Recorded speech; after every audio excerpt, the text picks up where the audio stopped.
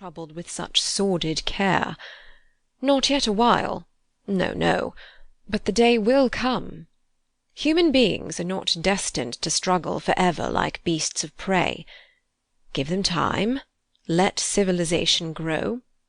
You know what our poet says: "There the common sense of most shall hold a fretful realm in awe." He quoted the couplet with a subdued fervour which characterized the man and explained his worldly lot. Monica Madden should never have entered the medical profession. Mere humanitarianism had prompted the choice in his dreamy youth. He became an empiric, nothing more. "Our poet," said the doctor. Clevedon was chiefly interesting to him for its literary associations. Tennyson he worshipped. He never passed Coleridge's cottage without bowing in spirit. From the contact of coarse actualities his nature shrank. When he and Alice returned from their walk, it was the hour of family tea. A guest was present this afternoon.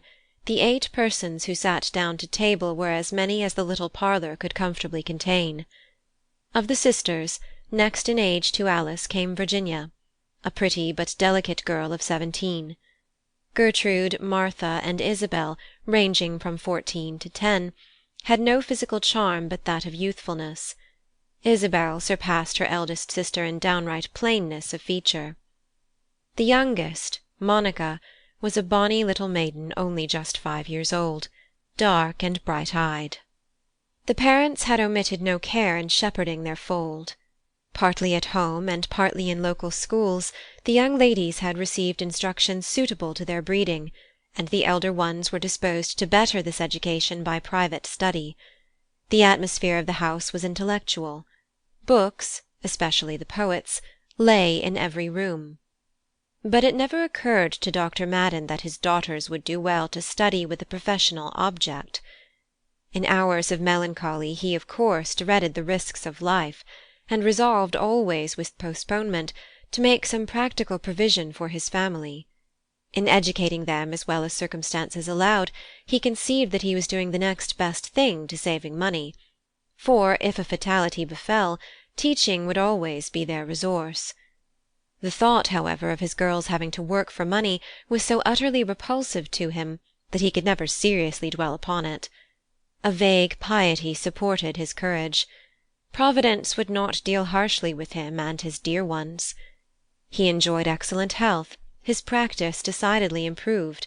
The one duty clearly before him was to set an example of righteous life, and to develop the girls' minds in every proper direction.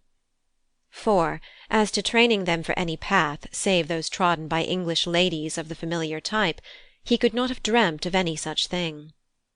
Dr. Madden's hopes for the race were inseparable from a maintenance of morals and conventions such as the average man assumes in his estimate of women. The guest at table was a young girl named Rhoda Nunn. Tall, thin, eager-looking, but with promise of bodily vigour, she was singled at a glance as no member of the Madden family. Her immaturity (15, she looked 2 years older) appeared in nervous restlessness, and in her manner of speaking, childish at times in the hustling of inconsequent thoughts, yet striving to imitate the talk of her seniors.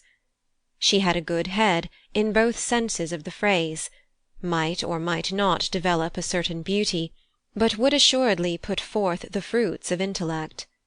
Her mother, an invalid, was spending the summer months at Clevedon, with Dr. Madden for a medical adviser, and in this way the girl became friendly with the Madden household.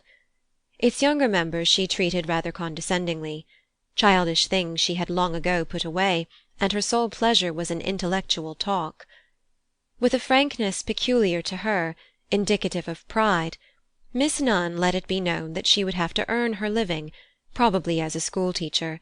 Study for examinations preoccupied most of her day, and her hours of leisure were frequently spent either at the Maddens or with a family named Smithson. People, these latter, for whom she had a profound and somewhat mysterious admiration.